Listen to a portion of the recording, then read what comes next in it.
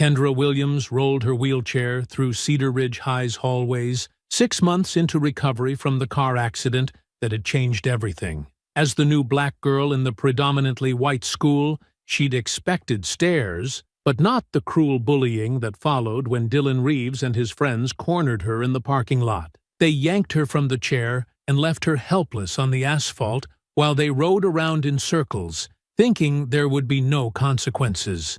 But what Dylan didn't know was that before her accident, Kendra had been a martial arts prodigy, trained by her father, a former Army combat instructor. And soon the bullies would learn a very painful and costly lesson. Before we go any further, comment where in the world you are watching from and make sure to subscribe, because tomorrow's story is one you don't want to miss. The wheelchair's rubber wheels squeaked against the polished linoleum as Kendra Williams navigated through the crowded hallway of Cedar Ridge High School. 6 months ago, she would have been walking these halls on her own 2 feet, probably running late to first period like half the other students rushing past her now. 6 months ago, everything had been different. The car accident played in her mind sometimes when she least expected it. The screech of brakes, the moment of weightlessness, then nothing until she woke up in the hospital with her parents' worried faces hovering over her. The doctors had explained about her spinal injury with careful clinical words that somehow made the reality easier and harder to accept at the same time. "Excuse me. Sorry," she murmured as a group of students blocked her path, too absorbed in their conversation to notice her trying to get through. They shuffled aside with distracted apologies, and Kendra continued toward her locker, taking in the social landscape of her new school. Cedar Ridge was different from her old school in Richmond. Bigger, whiter, with hallways that seemed designed to showcase the athletic trophies lining every available wall space. Students moved in clearly defined groups, the athletes with their Letterman jackets, the theater kids clustered around bulletin boards, the academic overachievers already buried in textbooks, despite it being only the second week of school. "That's her," she heard someone say behind her, not quite quietly enough. "The new girl in the wheelchair." Kendra's hands tightened on her wheels, but she kept moving, pretending she hadn't heard. She'd gotten used to being noticed for all the wrong reasons since the accident, but it still stung. Think she was born like that or what? Probably a car accident or something.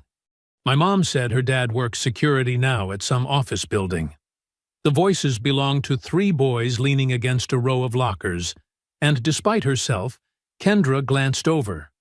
The tallest one had the easy confidence of someone who'd never doubted his place in the world. Broad shoulders, perfectly styled brown hair, and a smirk that suggested he found most things around him amusing. His Letterman jacket marked him as football, probably varsity based on how the younger students gave him space.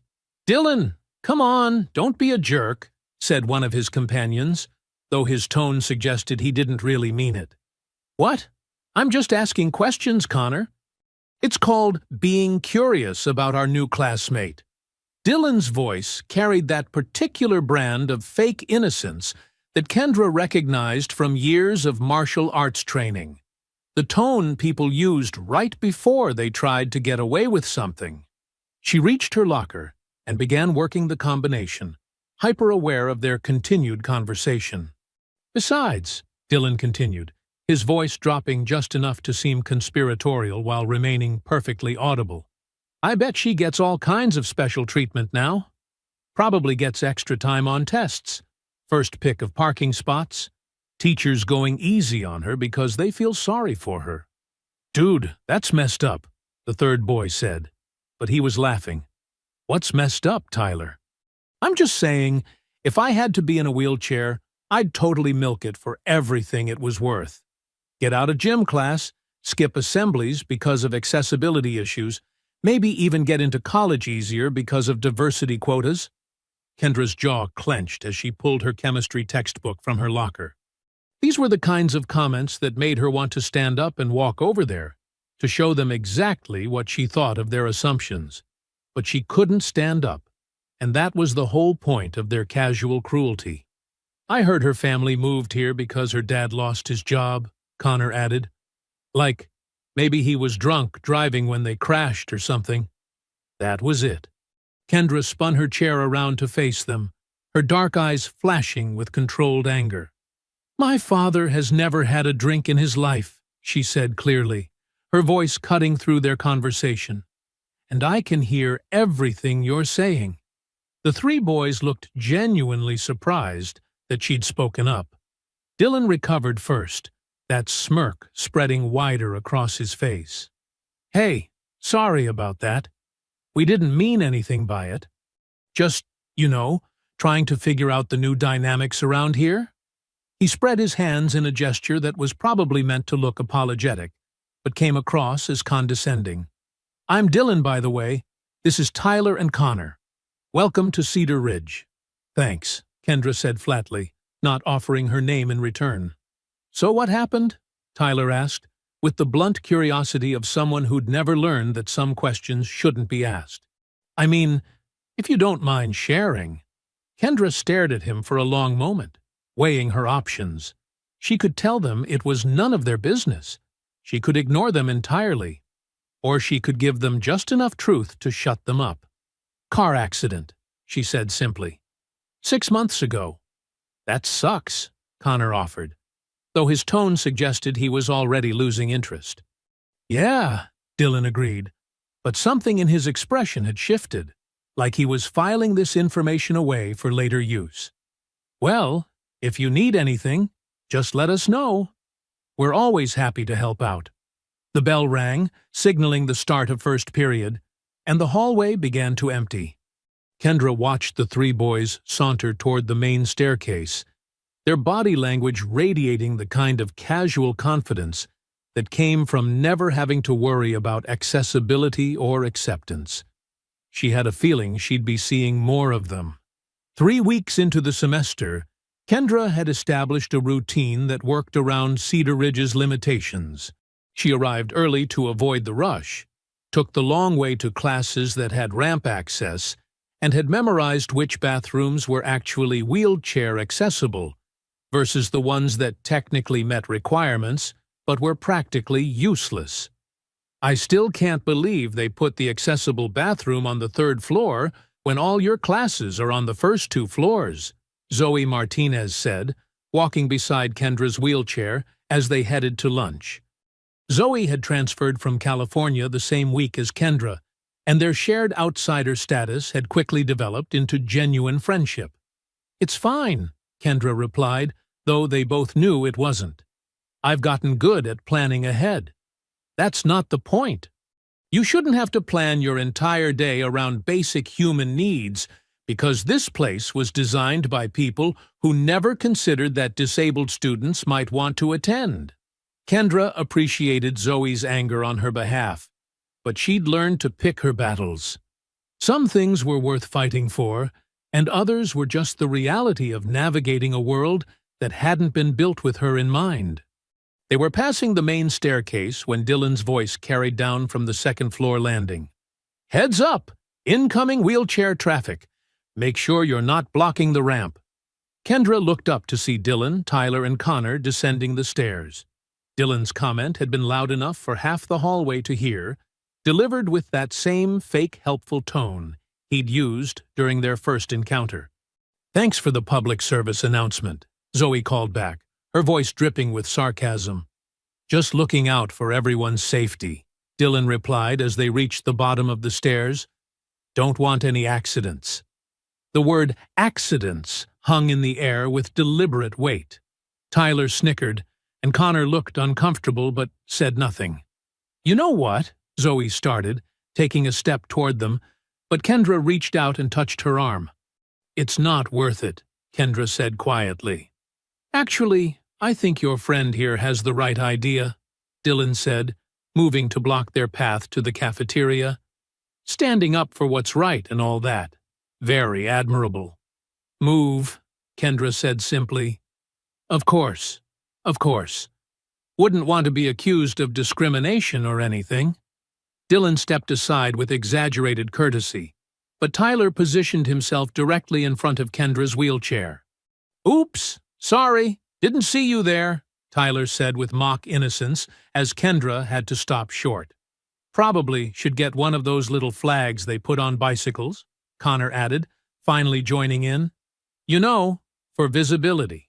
Kendra felt the familiar burn of controlled rage building in her chest. These weren't random acts of thoughtlessness. They were calculated moves designed to humiliate her while maintaining plausible deniability. If she complained, they could claim it was all just misunderstandings. "Tyler, move!" Zoe said, her voice sharp with warning. "What? I'm just standing here." Tyler spread his arms innocently. "It's a free country. I can stand wherever I want."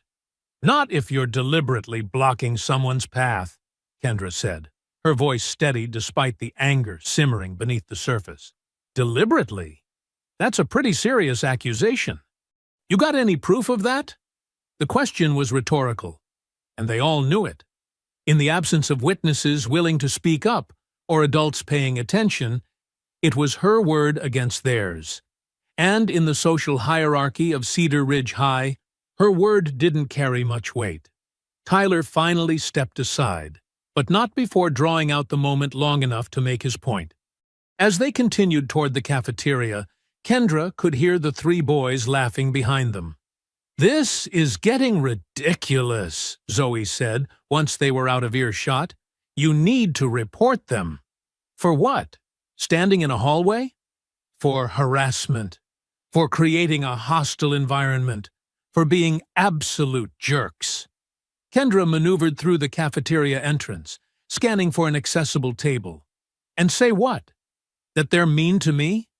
That they make comments that hurt my feelings? That they're systematically targeting you because of your disability? Prove it." Zoe fell silent, because they both knew the truth. The boys were careful, always towing the line between outright bullying and behavior that could be explained away as teenage thoughtlessness. It was sophisticated cruelty, the kind that left no visible bruises and few witnesses willing to testify. That afternoon, Kendra sat in her family's converted garage, working through range-of-motion exercises with her mother. Nia Williams had transformed the space into a professional-grade physical therapy setup, complete with parallel bars, resistance bands, and floor mats. "Your flexibility is improving," Nia observed, as Kendra worked through a series of stretches designed to maintain muscle tone and prevent contractures. "How are you feeling about the standing exercises? Better? Stronger?" Kendra gritted her teeth as she pushed through a particularly challenging movement. "I want to increase the frequency." "Kendra, we've talked about this. Recovery isn't a race. Pushing too hard too fast can actually set you back." "I'm not pushing too hard. I'm pushing as hard as I need to." Nia studied her daughter's expression, recognizing the stubborn determination that had gotten Kendra through months of grueling rehabilitation. "Is something happening at school?" Kendra hesitated. Her parents had enough to worry about without adding teenage drama to their list of concerns. Just the usual stuff. New school, new people. The usual stuff doesn't usually make you want to triple your physical therapy sessions. Before Kendra could respond, the garage door opened and Marcus Williams entered, still wearing his security uniform from work. He assessed the scene with the trained eye of someone who'd spent years reading body language and tension levels. "How's our patient today?" he asked, but his tone suggested he'd already picked up on the undercurrents of frustration in the room. "Determined," Nia replied. "Maybe too determined." Marcus knelt beside Kendra's mat, his presence immediately grounding. "You want to tell me what's really going on?" Kendra looked between her parents, her mother's concerned professionalism, her father's patient strength, and felt the weight of their love and protection. They'd already sacrificed so much for her recovery, relocating to a new city, adjusting their careers, restructuring their entire lives around her needs. "Just some kids at school," she said finally. "Nothing I can't handle." Marcus nodded slowly. "You know, Handling something doesn't always mean handling it alone. I know, but some fights are mine to fight, and some fights are worth fighting smart instead of hard. Kendra met her father's eyes, understanding passing between them. Marcus had taught her that strength came in many forms, and sometimes the strongest thing you could do was wait for the right moment to act. "Can we work on the standing exercises?" she asked. Marcus smiled. "Let's see what you've got." By November, the harassment had escalated from inconvenient encounters to deliberate targeting. Dylan's group had developed a routine of accidentally blocking accessible pathways, making loud comments about disability benefits within earshot, and timing their movements to create maximum inconvenience for Kendra's daily navigation. The breaking point came on a gray Tuesday afternoon, as Kendra and Zoe made their way to the student parking lot after school. Kendra had been looking forward to getting home. Her physical therapy session that morning had gone particularly well, and she was eager to continue working with her father on the strengthening exercises that were slowly rebuilding her core stability. "I swear, if Mr. Peterson assigns another group project, I'm going to lose it," Zoe was saying as they approached Zoe's car. "Like, I get that collaboration is important, but when half the class treats it as an excuse to do nothing, while the other half does all the work—" "Zoe," Kendra interrupted, her voice tense. She'd spotted Dylan, Tyler, and Connor lounging against a nearby pickup truck, watching their approach with the predatory interest of cats spotting a wounded bird. Zoe followed her gaze and immediately understood. "Maybe we should go back inside, wait for them to leave." "No." Kendra's jaw set with determination. "I'm not hiding from them anymore." They continued toward the car, but as Kendra began transferring from her wheelchair to the passenger seat, a process that required her to slide from the chair onto the car seat while Zoe folded Kendra's wheelchair, Dylan's voice cut across the parking lot. "Hey, look at that! Daily gymnastics show." Tyler laughed. "Better than cable TV?" Kendra tried to ignore them, focusing on the transfer process, but their commentary continued.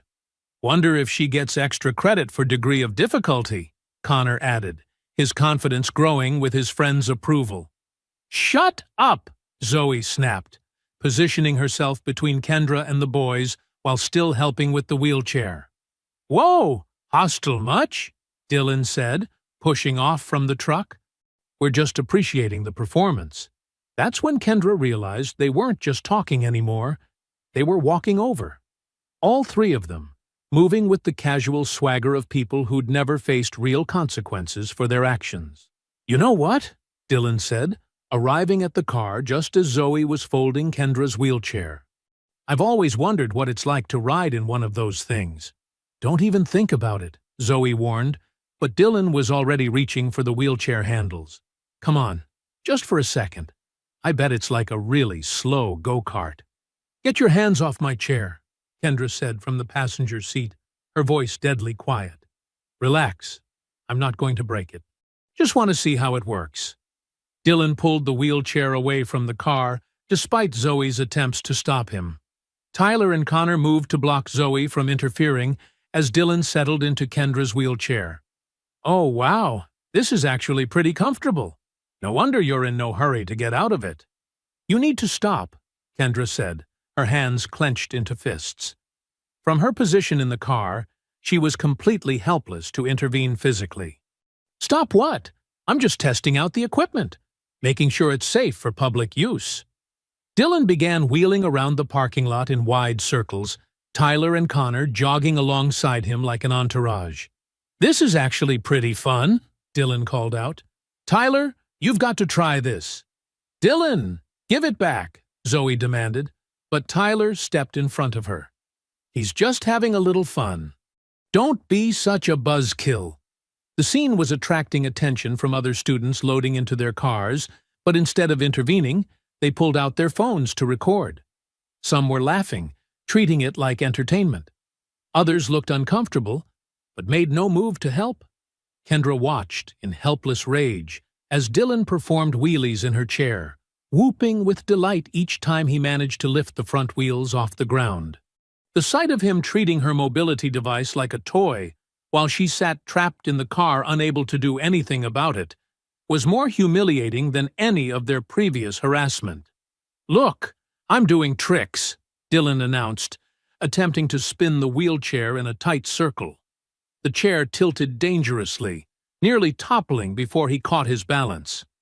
"You're going to break it!" Kendra shouted, her composure finally cracking. "What?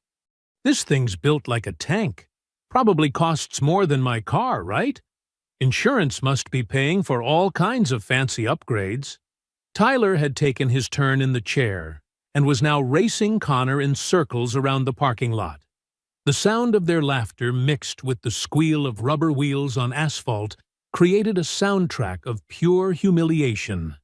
"Please," Kendra said, hating the word as soon as it left her mouth but desperate to get her chair back. "I need it to get around."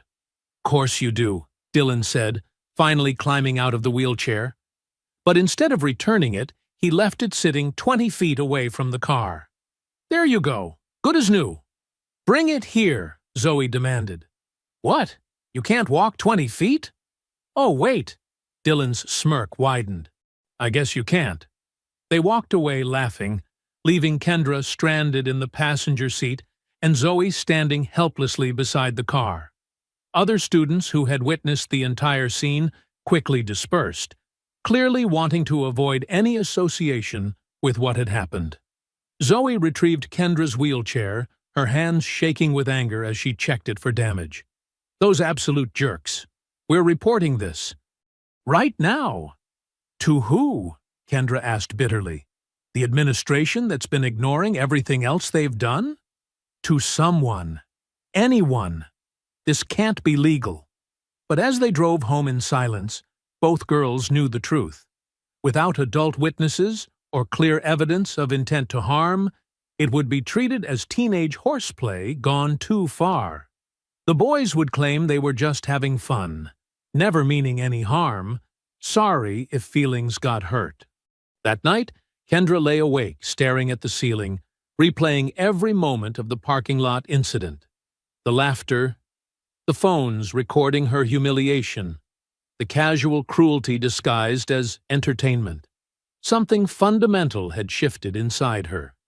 The careful patience she'd maintained, the strategic silence, the hope that things would improve on their own, all of it burned away by the image of Dylan treating her wheelchair like an amusement park ride. She thought about her father's words about fighting smart instead of hard. Maybe it was time to do both. The next morning, Kendra sat across from Vice Principal Johnson in his cramped office, watching him shuffle through papers with the distracted air of someone who had already decided how this conversation would end. "So, you're saying these boys took your wheelchair and rode around in it?" Johnson asked, not looking up from his notes. "Yes, for several minutes, while other students filmed it." "And this happened in the parking lot, after school hours?" "Technically after school, but still on school property." Johnson finally looked at her, his expression suggesting mild annoyance at having to deal with teenage drama. "Miss Williams, I understand that adjusting to a new school can be challenging, especially given your circumstances. But what you're describing sounds like typical teenage behavior that got a little out of hand." "Typical teenage behavior?" Kendra's voice remained steady, but her knuckles were white where they gripped her wheelchair armrests. "Boys being boys, you know? I'm sure they didn't mean any real harm. Sometimes kids don't think about how their actions might affect others. They deliberately took my mobility device and used it as entertainment while I was unable to stop them. I understand you're upset, but without any adults witnessing this alleged incident, it becomes a matter of he said, she said. And frankly, taking someone's wheelchair for a few minutes hardly constitutes harassment." Kendra stared at him, processing the casual dismissal of what had been one of the most humiliating experiences of her life. What if they had taken someone's glasses and thrown them around? Or grabbed someone's hearing aid? That's different. How? Johnson's uncomfortable silence stretched long enough to answer her question. Different, because those things happen to normal students. And this happened to the disabled girl who should probably just be grateful she was allowed to attend Cedar Ridge at all. "I'll have a word with the boys," he said finally. "Make sure they understand that pranks can sometimes go too far." "A word?" "Yes. I think that should clear things up nicely." Meanwhile, 3 hallways away, Dylan leaned against his locker while Tyler and Connor recounted the previous day's events to a growing crowd of listeners. "You should have seen her face," Tyler was saying. "Like she couldn't believe we were actually doing it." "The best part was when Dylan started doing wheelies," Connor added. "I thought she was going to cry." Dylan basked in the attention, but something nagged at him about the look in Kendra's eyes during the parking lot incident. Not the helpless anger he'd expected, but something colder, more calculating. "Think she'll report us?" Connor asked, a note of worry creeping into his voice. "To who? Johnson?" Dylan scoffed. "My dad plays golf with the superintendent. Besides, it's not like we actually hurt her or anything. We were just messing around. Still, maybe we should cool it for a while," Tyler suggested. "Cool it? We're just getting started. You see how easy it is to get under her skin? Besides, what's she going to do about it? Chase us down?" The group laughed, but Dylan noticed a few students on the edge of the crowd looking uncomfortable. Good. Let them squirm. It reminded everyone where the power really lay in this school. That afternoon, Kendra arrived home to find both her parents waiting in the living room, their expressions grim. "How did the meeting with the vice principal go?" Naya asked. "About as well as expected." Kendra transferred from her wheelchair to the couch, noting how her parents exchanged a look that contained entire conversations. "What did he say?" Marcus asked. "That boys will be boys. That it was just teenage behavior that got out of hand. That he'd have a word with them." "A word," Naya repeated, her voice flat with disbelief. "That's it?" Kendra nodded, watching her father's jaw clench with controlled anger. Marcus Williams had spent his military career protecting people who couldn't protect themselves, and the concept of authorities failing in that duty was physically painful for him to accept. "This is unacceptable," he said finally.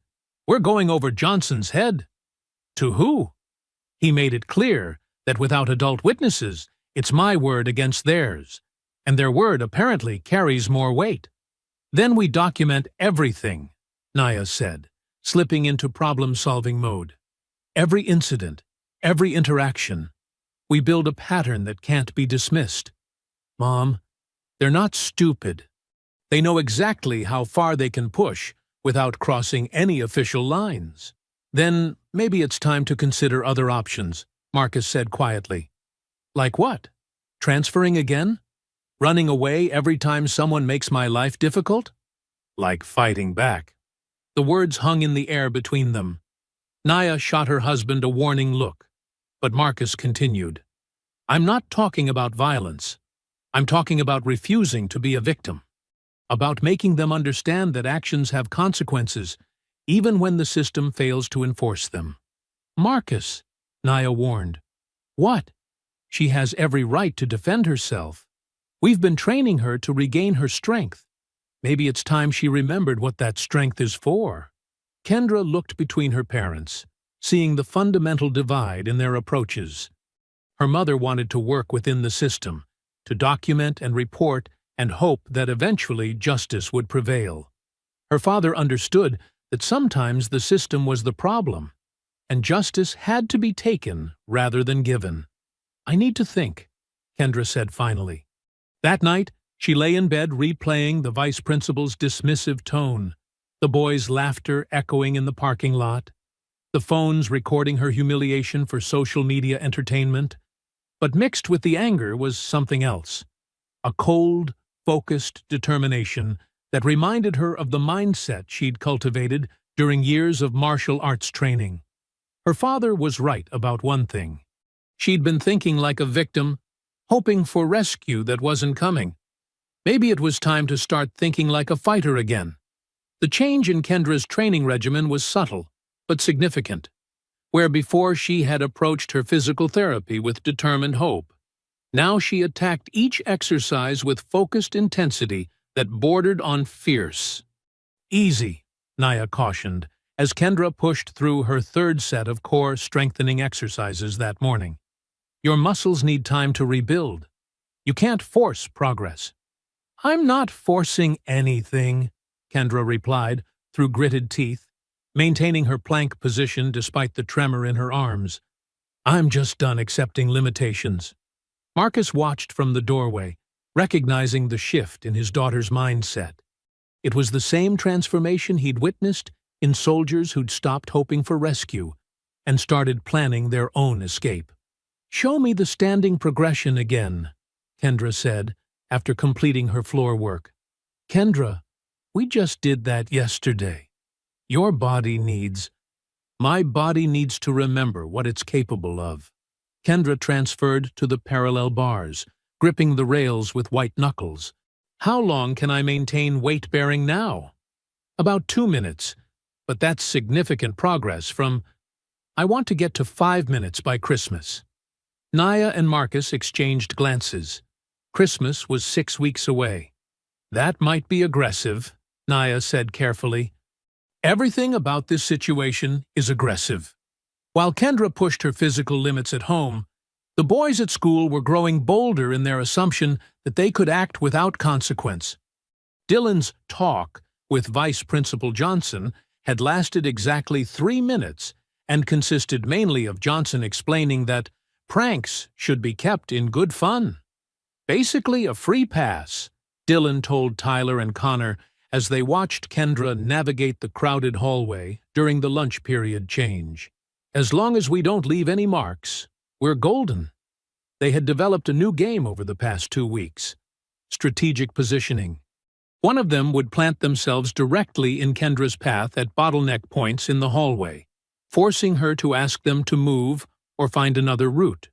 When she asked politely, they'd comply with exaggerated courtesy. When she tried alternate routes, they'd follow and repeat the process. "It's like herding sheep," Tyler had observed with satisfaction. Today, Connor decided to escalate. As Kendra approached the cafeteria entrance, he positioned himself in the wheelchair-accessible doorway and pretended to be absorbed in his phone. "Excuse me," Kendra said. "Hmm?" Connor looked up with feigned surprise. "Oh, sorry. Didn't see you there." He stepped aside, but only far enough that Kendra had to squeeze through the gap between him and the doorframe. As she passed, he mumbled just loud enough for her to hear. "Maybe should get one of those backup beepers." Kendra stopped her wheelchair and turned to face him. "What did you say?" "Nothing. Just thinking out loud about traffic safety." The cafeteria fell unusually quiet as other students sensed confrontation brewing. Kendra studied Connor's face, noting the smug satisfaction barely concealed behind his innocent expression. "You know what I think?" she said, her voice carrying clearly through the sudden silence. "I think you're a coward who only feels big when he's picking on someone he thinks can't fight back." Connor's face flushed red. "What did you call me?" "You heard me." Dylan and Tyler materialized at Connor's sides, the pack instinct kicking in at the first sign of their member being challenged. "Problem here?" Dylan asked, though his tone suggested he was hoping for one. "No problem," Kendra replied calmly, "just making an observation about people who mistake cruelty for courage." "Careful," Tyler said, stepping closer to her wheelchair. "You're starting to sound ungrateful for all the help we've been giving you around here." "Help?" Kendra's laugh was sharp with disbelief. "Is that what you call it?" "We've been nothing but accommodating," Dylan said, "making sure you have clear paths, looking out for your safety, even testing your equipment to make sure it's working properly." The cafeteria audience was growing, students drawn by the unusual sight of someone directly confronting the popular athletes. Some had phones out, ready to capture whatever happened next. "You're right," Kendra said, surprising everyone with her sudden agreement. "You have been very instructive. I've learned a lot from watching you." Something in her tone made Dylan frown. "Yeah? Like what?" "Like how much people will let you get away with when they think you're untouchable. Like how easy it is to mistake silence for weakness. Like how satisfying it must feel to punch down instead of up." "You threatening us?" Connor asked, his voice rising. "Threatening you?" Kendra tilted her head, as if considering the possibility. "What could I possibly do to threaten you? I'm just a girl in a wheelchair, right?" The question hung in the air with more weight than its words should have carried. Dylan felt an uncomfortable prickle of unease, though he couldn't pinpoint why. "That's right," he said finally. "So maybe remember that next time you want to run your mouth." Kendra smiled, and something about that smile made all three boys take an unconscious step backward. "I'll remember everything," she said softly. "Every word, every action, every consequence." Memory is funny that way. It has a habit of coming back when you least expect it. She wheeled away toward an empty table, leaving the three boys standing in the doorway, with the unsettling feeling that they'd just lost an exchange they should have won easily. "What was that about?" Tyler muttered. Dylan shook his head, but the unease lingered. For the first time since this had all started, he wondered if they might be underestimating exactly who they were dealing with. 3 days after the cafeteria confrontation, Miss Rodriguez noticed the pattern during her 5th period English class. She'd been teaching for 12 years and had developed an eye for the subtle dynamics that adults often missed. The way certain students positioned themselves to intimidate others, the careful timing of disruptions, the psychological warfare that teenagers waged with surgical precision.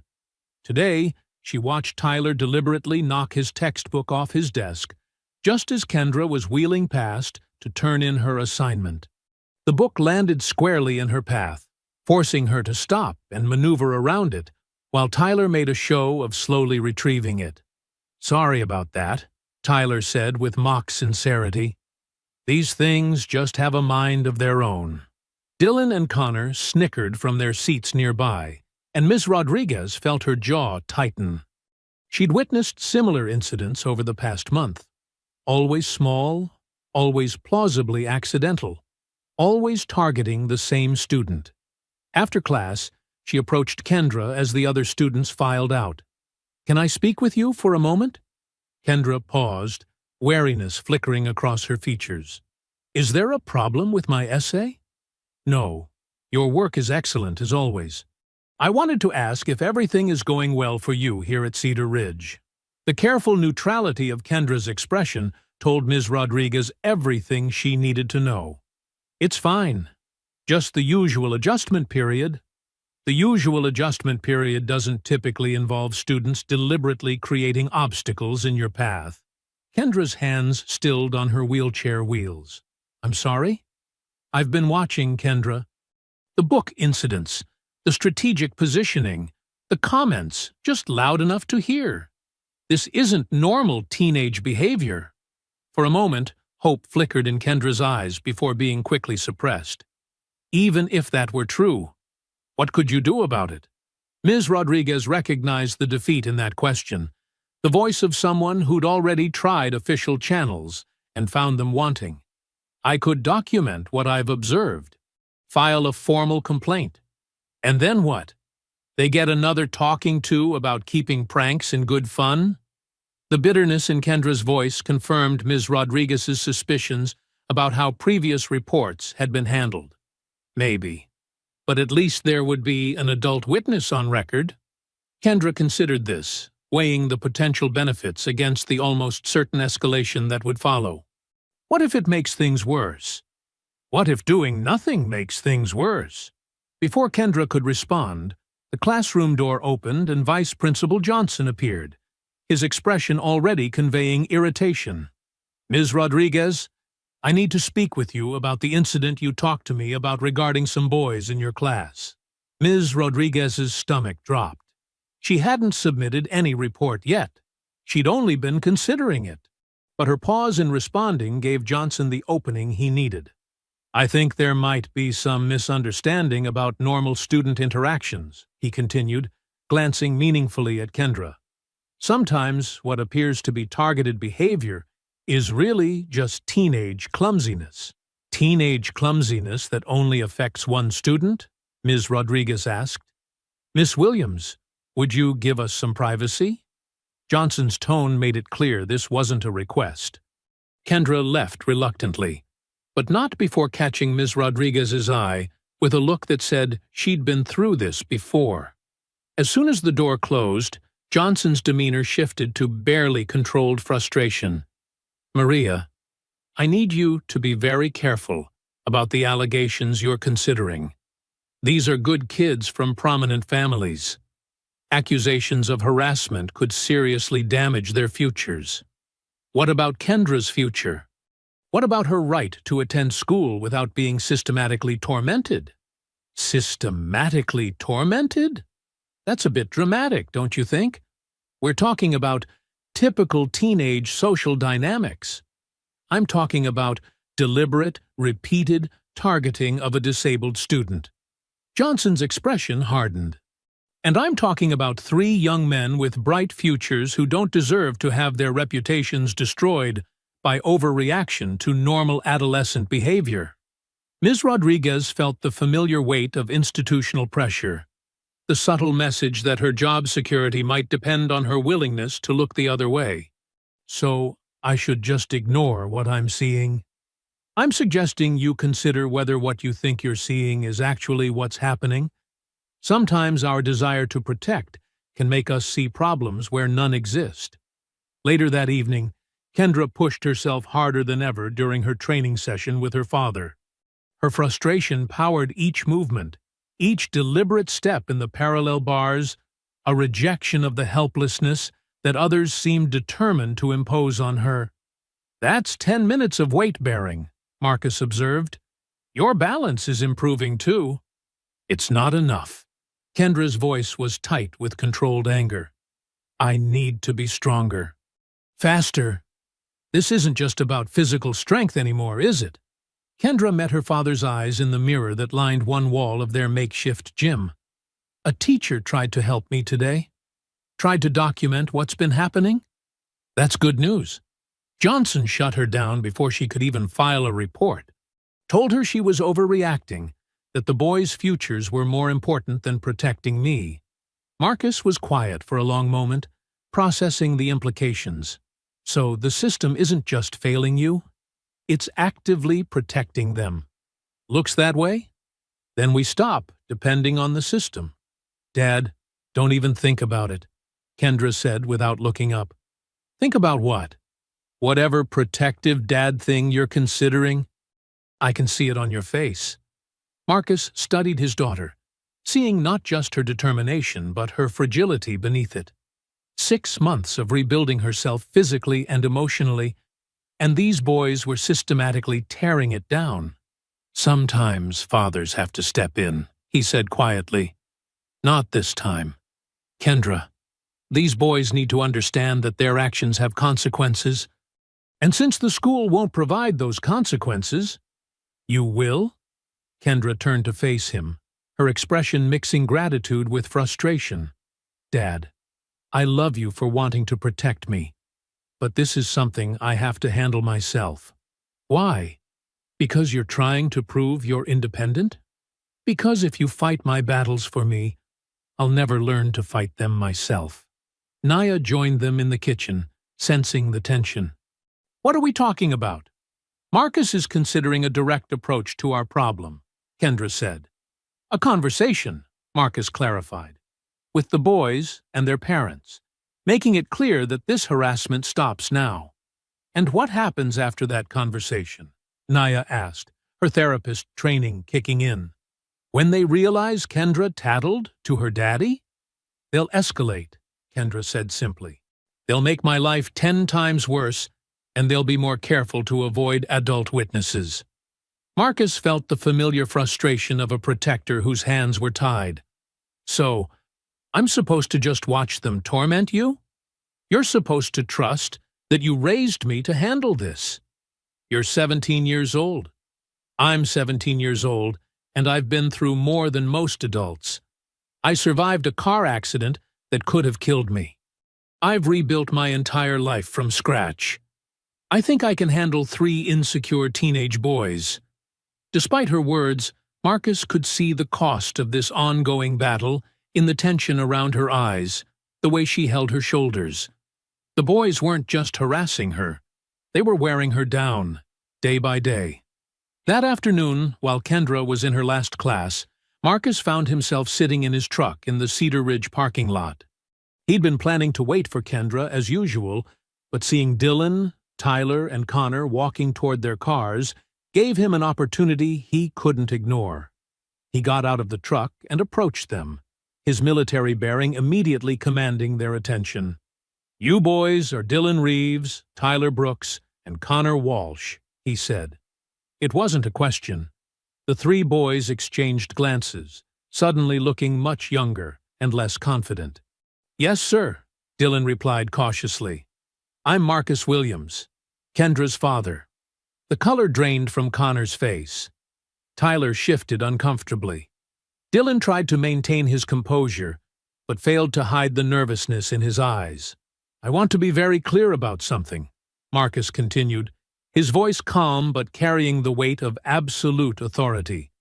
"The harassment of my daughter stops now, today, permanently."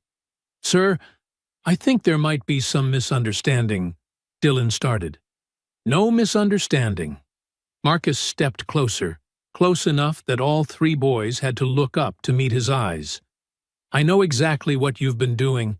The wheelchair incident, the comments, the deliberate obstruction in hallways. All of it. We were just," Tyler began. "You were just what? Having fun? Boys being boys?" Marcus's voice carried a dangerous edge. "Let me explain something to you. My daughter is stronger than all 3 of you combined. She's rebuilding herself from a trauma that would have broken lesser people. And you think that makes her a target for your entertainment?"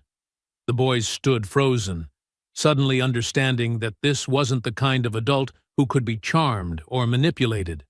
"Here's what's going to happen," Marcus continued. "You're going to leave my daughter alone. Completely. No more pranks, no more comments, no more deliberate interference with her daily life. You're going to treat her with the respect she deserves." "And if we don't?" Dylan asked, trying to salvage some defiance. Marcus smiled, but there was nothing friendly about it. "Then you'll discover that Kendra inherited more than just my determination. And you really don't want to find out what that means." That evening, Dylan paced around his bedroom while Tyler and Connor sat on his bed, all 3 of them still processing the parking lot encounter with Marcus Williams. "Can you believe that guy?" Dylan said, his initial shock giving way to indignation. "Coming at us like some kind of tough guy military wannabe." "He was pretty intense," Connor admitted, unconsciously rubbing his arms where goosebumps had formed during the confrontation. "So what? He's intense. Big deal. What's he actually going to do? Beat up 3 high school students?" Dylan's voice grew louder with each word. "He'd be arrested before he made it off school property." Tyler nodded slowly, his confidence returning. "Yeah, and my dad's a lawyer. One phone call and that guy would be facing assault charges just for threatening us." "Exactly." Dylan stopped pacing and turned to face his friends. "He's all bark and no bite. Has to be.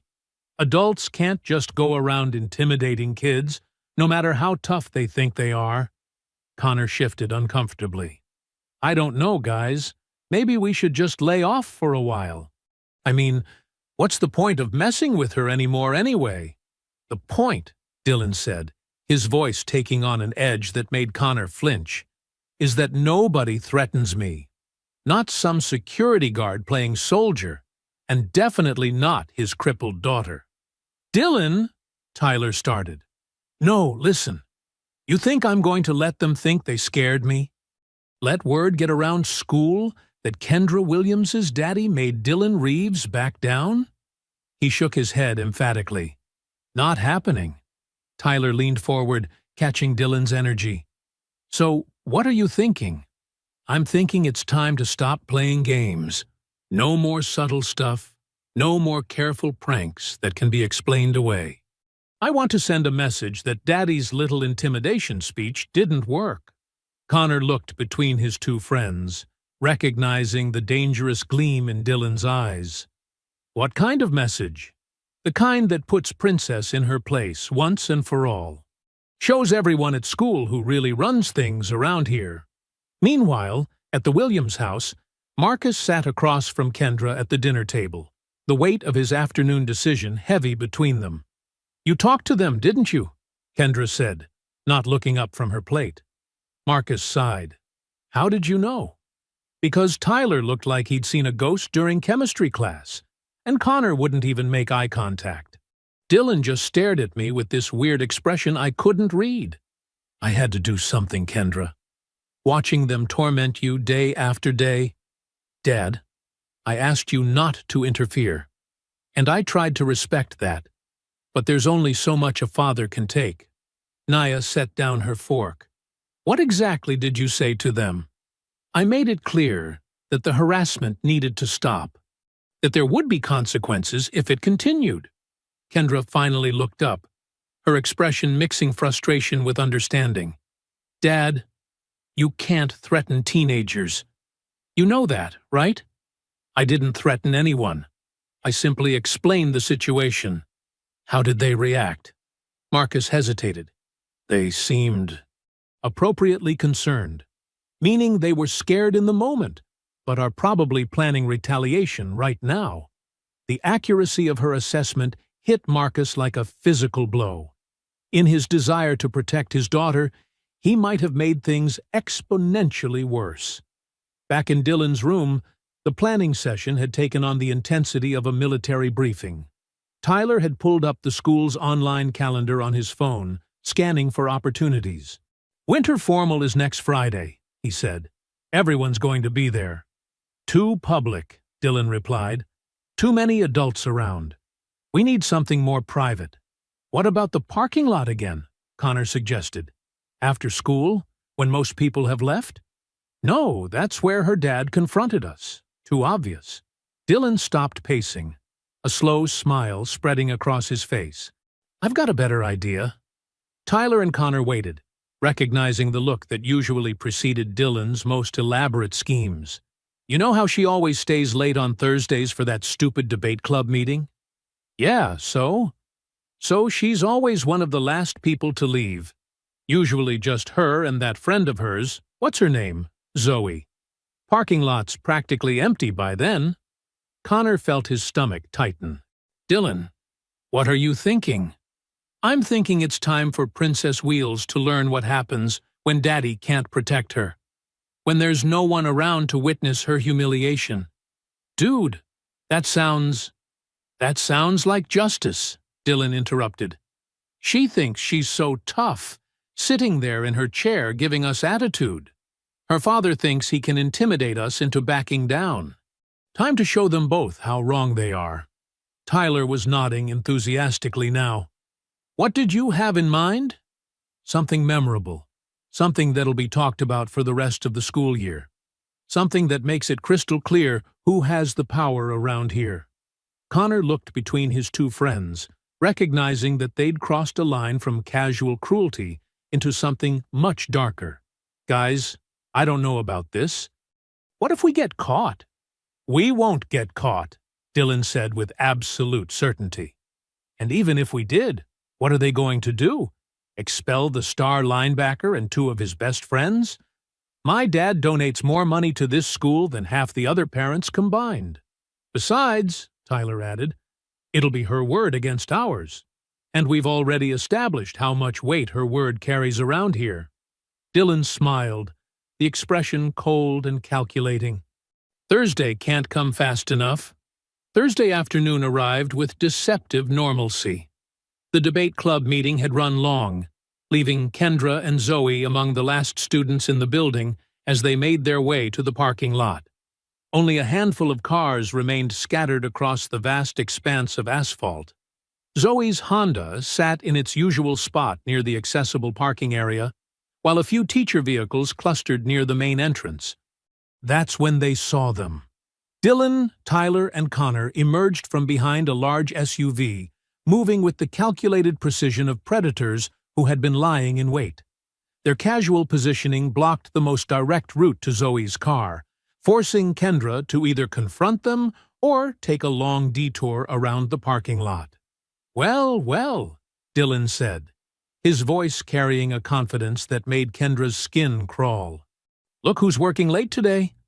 "Just keep walking," Zoe muttered, but her voice betrayed her nervousness. "Actually," Tyler said, stepping further into their path, "we were hoping to have a little chat." Connor positioned himself to cut off their retreat toward the school building, completing the trap.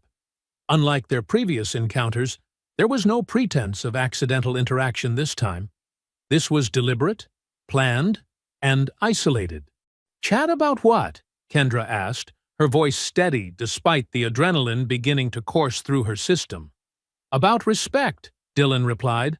"About boundaries. About what happens when people don't know their place." Zoe had her phone out, finger hovering over her emergency contacts. "We don't want any trouble." "Too late for that," Tyler said. "Trouble already found us when Daddy decided to play tough guy in the parking lot." Dylan stepped closer to Kendra's wheelchair. "Here's what's going to happen. You're going to get out of that chair right now, so we can have some fun with it again." "No." The simple word hung in the air with unexpected force. Dylan blinked, as if he hadn't heard correctly. "I said no. I don't think you understand the situation here," Tyler said, moving closer. "You don't get to say no. Get out of the chair," Dylan demanded, reaching for her arm. "Now." "Don't touch me," Kendra warned, her voice dropping to a dangerous quiet. But Dylan was beyond listening. Months of unchecked aggression and his father's confrontation had built to this moment. He grabbed Kendra's arm and yanked hard, pulling her forward out of the wheelchair. The force of it sent Kendra tumbling to the asphalt, her body hitting the ground with a sickening impact that echoed across the empty parking lot. Pain shot through her shoulder and hip where she struck the pavement, and for a moment she lay still, stunned by the violence of it. "There we go," Dylan said with satisfaction, settling into her wheelchair. "Much better." Zoe screamed, "You can't do that to her," and started forward, but Connor grabbed her arm. "Stay back and watch," Connor told her. "Maybe you'll learn something." Tyler was already pulling out his phone. "This is going to be epic. Princess on the ground where she belongs." Dylan began wheeling around in circles, laughing as he performed the same wheelies and tricks they'd done months ago. But this time was different. This time, Kendra was lying helpless on the cold asphalt, watching her mobility device being treated like a toy, while she was powerless to stop it. "Look at her," Tyler called out, pointing his phone camera at Kendra. "Not so tough now, are you?" "Please," Zoe pleaded, tears in her eyes. "She needs that chair." "She needs to learn her place," Dylan replied, executing another wheelie. "Both of you do." Kendra lay on the ground, feeling the cold asphalt against her cheek, tasting blood from where she'd bitten her tongue during the fall. The humiliation washed over her, but underneath it, something else was building. Not helplessness, not despair. Rage. Pure, focused, controlled rage that burned away every other emotion. Slowly, deliberately, Kendra placed her palms flat against the asphalt. The boys were too busy with their performance to notice as she pressed down, engaging her core muscles the way her father had taught her. She pushed herself up to a sitting position, the adrenaline coursing through her body, making her feel invincible. Tyler noticed first, his laughter dying in his throat. Dylan?" "What?" Dylan called back, still riding the wheelchair. "Look." Dylan turned to see Kendra slowly, carefully, rising to her feet. The movement was deliberate, controlled, her balance steady despite the pain in her shoulder. She stood up fully, brushing dirt from her hands, her dark eyes fixed on Dylan with an intensity that made him stop wheeling. The parking lot fell completely silent. "What the hell?" Connor whispered. "You've been faking it," Dylan accused, his voice cracking. "This whole time, you've been lying." Kendra took one step forward, then another, her movements careful but unmistakably real. "I haven't been faking anything," she said quietly. "I've been recovering." "Give me my chair back," she continued, her voice carrying a new authority that none of them had heard before. "Now." Dylan's face twisted with rage. "You don't deserve it. You've been playing victim when you could walk all along." "Last chance," Kendra said, taking another step forward. "Give it back, or face the consequences." Dylan laughed, but there was no humor in it. "Consequences? From you?" He jumped out of the wheelchair and shoved it away, sending it rolling across the parking lot. "Let's see how tough you are when we put you back on the ground." The three boys began to advance, and Kendra realized her moment of truth had finally arrived.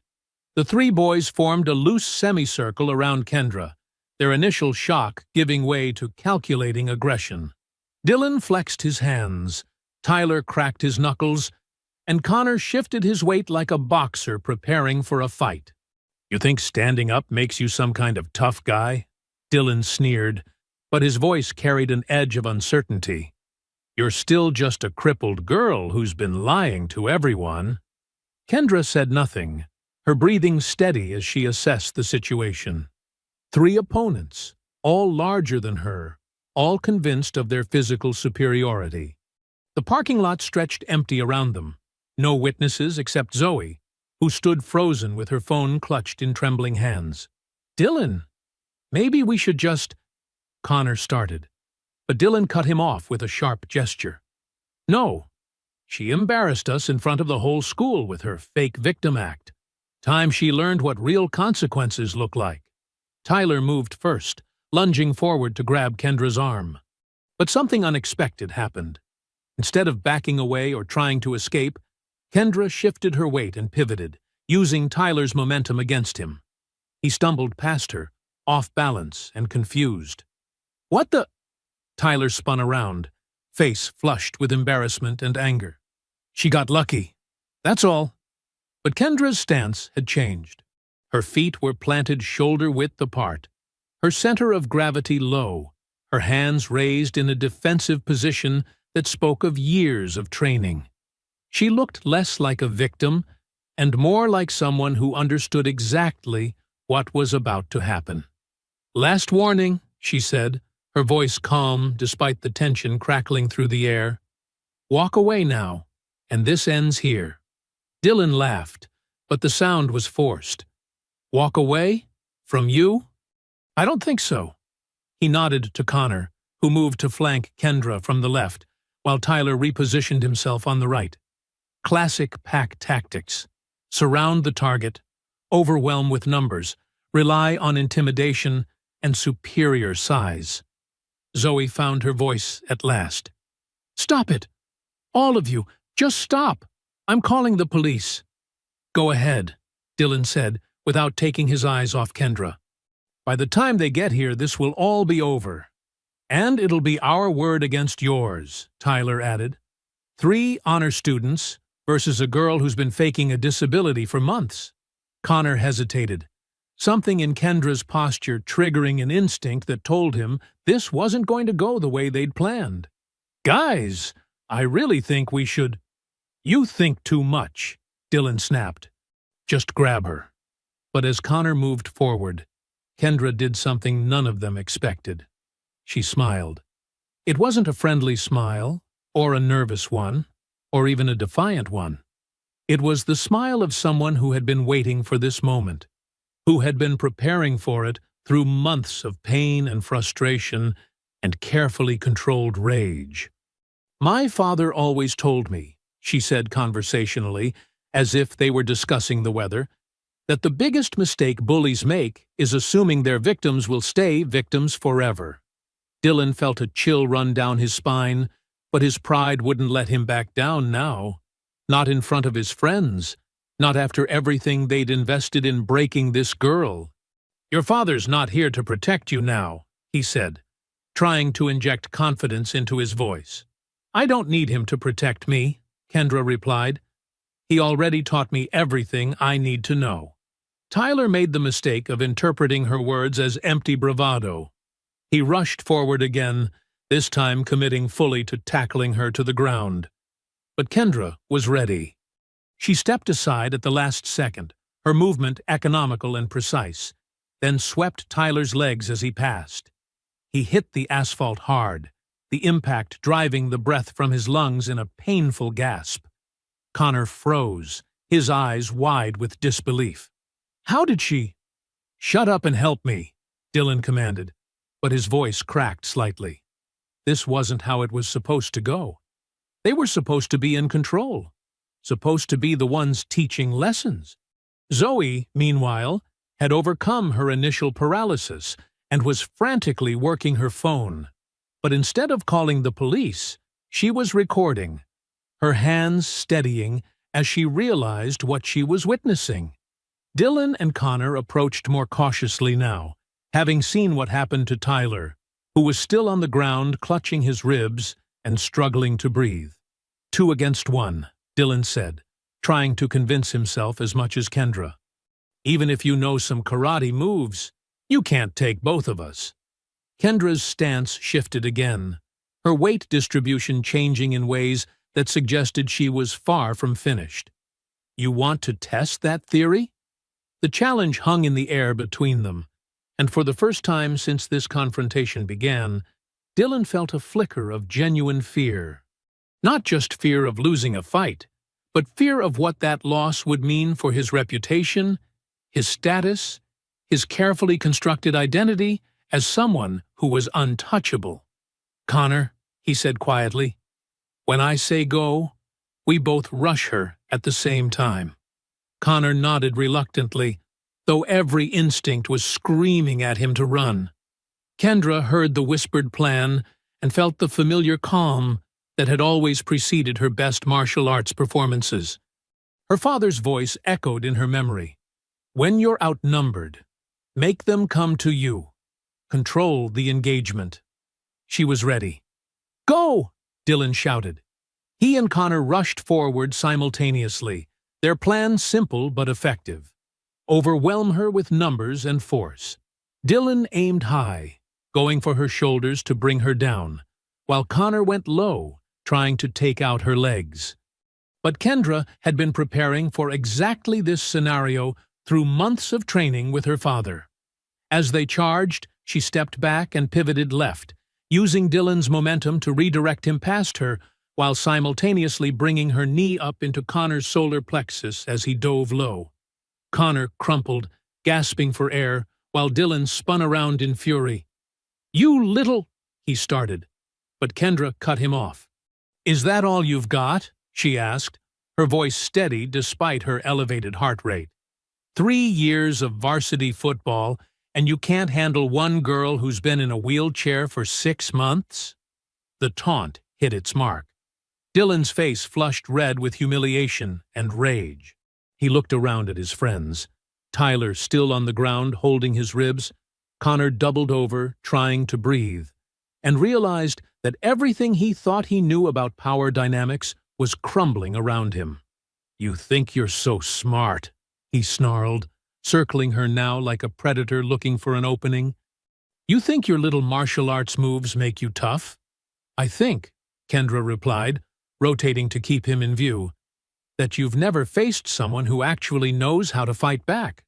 Dylan feinted left, then came in fast from the right, swinging wildly. But his movements were driven by emotion rather than technique, telegraphed and clumsy. Kendra ducked under his swing and drove her palm up into his nose, not hard enough to break it, but enough to bring tears to his eyes and make him stagger backward. "My turn," she said quietly. What followed was less a fight than a demonstration. Years of martial arts training, months of focused rehabilitation, and a lifetime of controlled anger came together in a series of movements that were as precise as they were devastating. Dylan rushed her again, and this time Kendra didn't just evade, she met his charge head-on. She grabbed his outstretched arm, used his momentum to spin him around, and swept his legs out from under him. He hit the asphalt hard, the impact jarring through his entire body. Tyler had managed to get back to his feet and made another attempt to help his friend, but Kendra was ready for him too. As he approached from behind, she pivoted and caught him with a controlled strike to his shoulder that sent him spinning sideways and back to the ground. "Stop!" Connor gasped from where he was still trying to catch his breath. "Just stop!" But Dylan wasn't finished.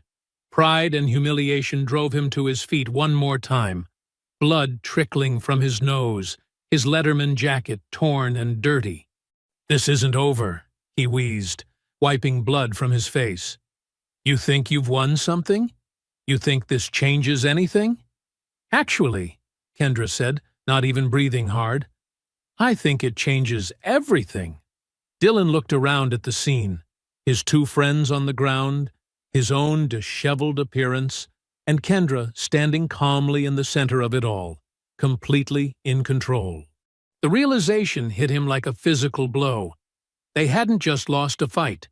They'd been dominated, humiliated, reduced to exactly the kind of helpless victims they'd tried to make her. "You were recording this, weren't you?" he suddenly demanded, whirling to face Zoe. Zoe held up her phone, her face pale but determined. "Every second of it. Delete it. Right now." "No. Delete it, or You'll what?" Kendra stepped between Dylan and Zoe, her stance making it clear that any threat to her friend would have to go through her first. "Haven't you embarrassed yourself enough for one day?" Dylan's hands clenched into fists, his face a mask of frustrated rage. But as he looked at Kendra, standing tall, unafraid, clearly capable of defending herself and others, something fundamental shifted in his expression. The easy confidence that had carried him through years of unopposed bullying was gone, replaced by the dawning realization that his victims might not always stay victims. That's when the voice cut across the parking lot. "What's going on out here?" Ms. Rodriguez emerged from the school building, drawn by the sounds of the confrontation. She took in the scene with the trained eye of an educator who'd witnessed countless teenage conflicts. 3 boys in various states of dishevelment, 1 girl standing calmly beside an overturned wheelchair, and another girl holding a phone. "Everything's fine, Ms. Rodriguez," Dylan said quickly, trying to salvage some dignity from the situation. "Just a misunderstanding." But Ms. Rodriguez wasn't buying it. She'd seen Dylan's bloody nose, Tyler's pained expression as he held his ribs, Connor's labored breathing. This wasn't a misunderstanding. This was the aftermath of a fight. "Miss Williams," she said, addressing Kendra directly. "Are you all right?" "I'm fine," Kendra replied calmly. "Better than fine, actually." Ms. Rodriguez noticed something that made her do a double-take. "You're standing." "Yes, ma'am. I've been working on my recovery." The teacher's gaze moved to the 3 boys, then to Zoe's phone, then back to Kendra. The pieces were falling into place, and she didn't like the picture they formed. "Miss Martinez," she said to Zoe, "I trust you have documentation of whatever happened here?" Zoe nodded eagerly. "Yes, ma'am. Everything." Dylan's face went white as he realized the implications. Video evidence of 3 boys attacking a disabled girl, even one who could defend herself, wasn't going to be explained away as a misunderstanding. "All of you," Ms. Rodriguez said with quiet authority, "are coming with me to the office." Now, as they made their way back toward the school building, Kendra walking steadily beside her retrieved wheelchair, the 3 boys trailing behind like defeated soldiers, Dylan finally understood that this wasn't just about losing a fight. He'd lost everything.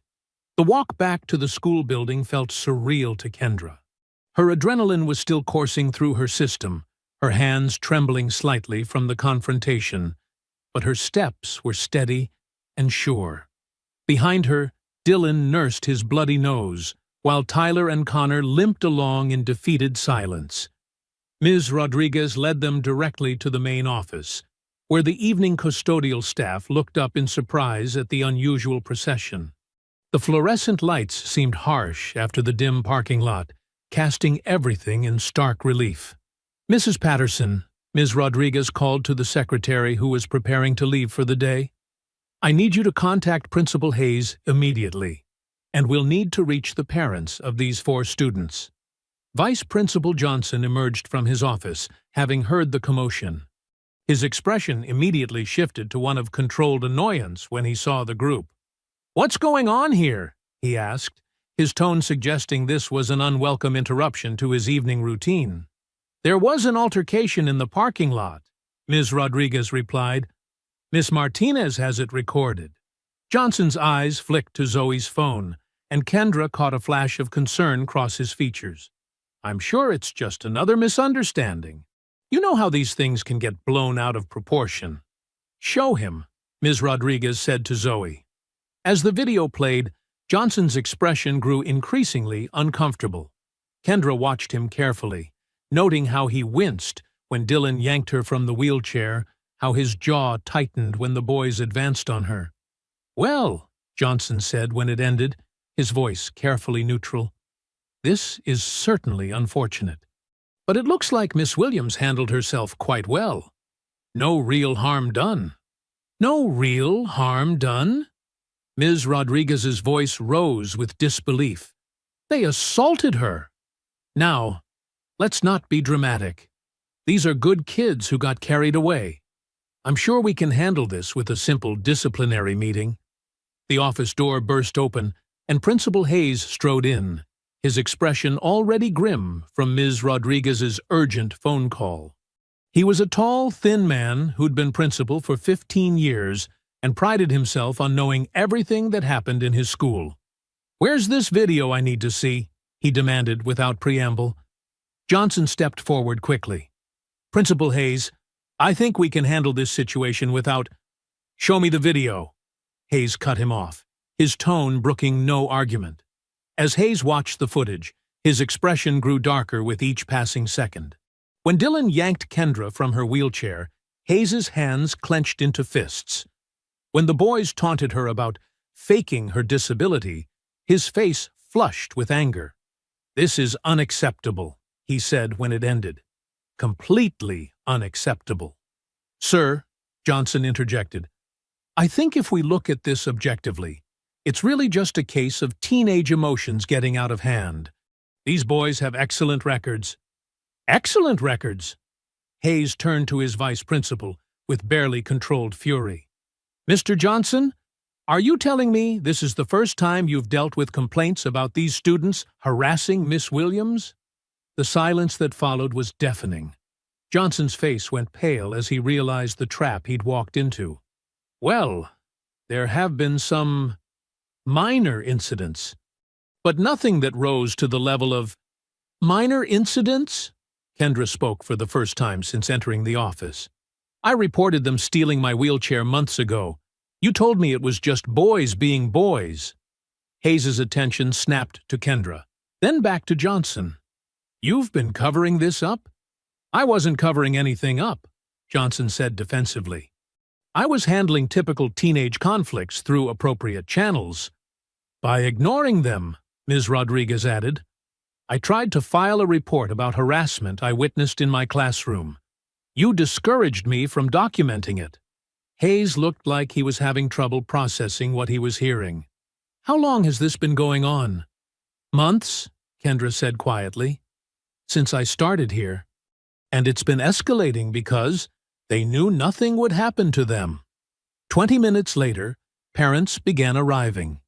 Kendra's mother and father came first, Naya's professional composure cracking when she saw her daughter's torn jacket and scraped palms. "Are you hurt?" she asked, immediately checking Kendra for injuries. "I'm okay, Mom." "Really?" Marcus stood behind them, his expression unreadable as he took in the scene. His daughter standing tall and uninjured, 3 boys looking defeated, and 2 administrators clearly in conflict. "Mr. Williams," Principal Hayes said carefully, "I want to assure you that we're taking this situation very seriously. I'm also learning that there may have been systemic failures in how previous complaints were handled." Johnson shifted uncomfortably as Dylan's parents arrived. His father, a large man in an expensive suit, who immediately began demanding explanations. "This is clearly a case of self-defense," Dylan's father declared loudly. "My son was attacked." "Mr. Reeves," Hayes interrupted, "I suggest you watch this video before you say another word." As the parents watched the footage, the room's atmosphere grew increasingly tense. Dylan's mother gasped. Tyler's father cursed under his breath. Connor's mother stared in horrified disbelief. "This is assault," Hayes said when it ended. "Against a student my administration apparently failed to protect." Johnson tried one last deflection. "Now, let's not get ahead of ourselves. These are good kids who made a mistake." "Stop talking," Hayes commanded, his voice cutting through the room like a blade. "You're done handling this situation. You're done handling any situation involving student safety." The weight of those words settled over everyone present. Johnson's face went white as he realized his career was effectively over. "This matter will be referred to the school board immediately," Hayes continued, "and we'll be contacting the police. Miss Williams, I owe you an apology that I can never adequately express." Kendra nodded, feeling a strange sense of vindication as she watched the system that had failed her finally acknowledge its mistakes. Justice, it seemed, had finally arrived. 3 weeks later, Kendra walked through the hallways of Cedar Ridge High School with a confidence that radiated from every step. She still used her wheelchair when she needed it, for longer distances or when fatigue set in. But the choice was hers now, not dictated by limitation or fear. The transformation had been remarkable. The video had gone viral within hours, bringing national attention to the school's handling of disability harassment. Justice for Kendra had trended for days, sparking conversations about bullying, disability rights, and institutional accountability across the country. The new anti-harassment policy passed unanimously last night, Zoe said, as they met at Kendra's locker. "My mom said the school board meeting was packed." "Good," Kendra replied, pulling out her chemistry textbook. "Maybe some real changes will finally stick." The aftermath had been swift and comprehensive. Dylan, Tyler, and Connor had been expelled and faced assault charges that would follow them to any school they tried to attend. Vice Principal Johnson had been terminated immediately, his 20-year career ending in disgrace.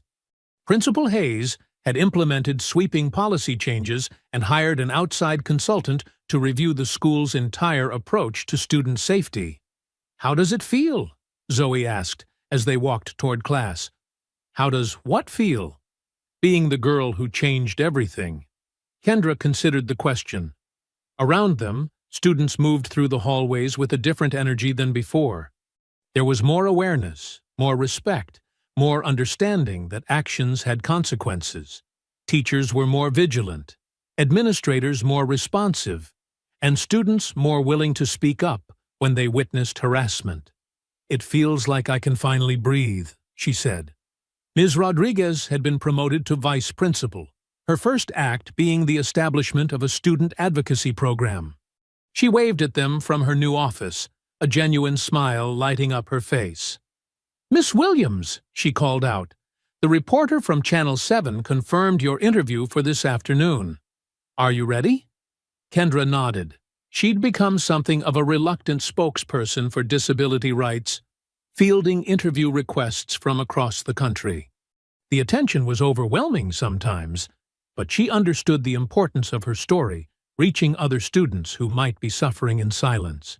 During lunch, Kendra sat with a group that had grown considerably over the past few weeks.